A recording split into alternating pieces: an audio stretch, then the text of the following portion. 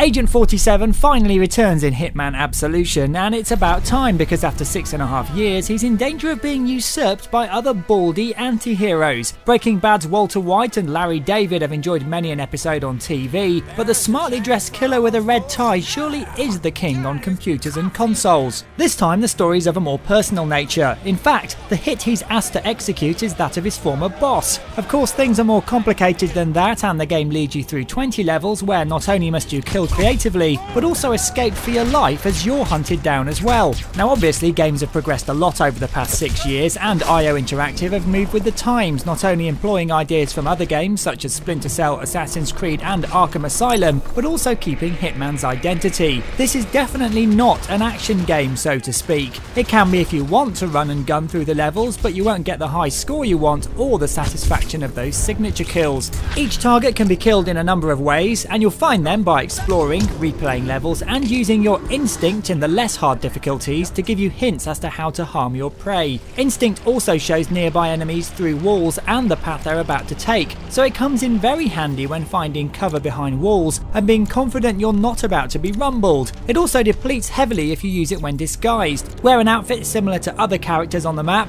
and they'll become suspicious, but you can hide your face and duck behind cover and they'll see nothing wrong with your behaviour. It's not very realistic, but as a game device it works just fine. Patience is the key here. In fact, if you rush through levels, you'll actually trigger the next dialogue and enemy movement further down the line, which can screw up your entire stealthy game plan. Everything is scripted when you're not discovered, which again may be an issue to some players, but for me, it means you can learn the maps and behaviours and spend time concentrating on unlocking all the internal achievements for kills, disguises worn, and other criteria. And once you've had your fill of single player, there's contracts mode to try out, which is basically IO's nod to the fans who've been challenging each other in previous Hitman games for ages. Here you basically mark your targets and criteria for the kills and then act them out. You can then post these online and send them to your friends to challenge them to get a better score. I can see it becoming something incredibly addictive. Couple this deep gameplay with great graphics, superb dialogue and characterization, and a dynamic soundtrack, and you've got a contender for Game of the Year. It gets a hair-raising 9 out of 10.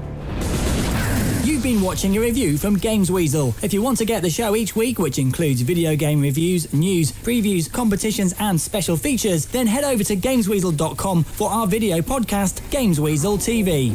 Gamesweasel.com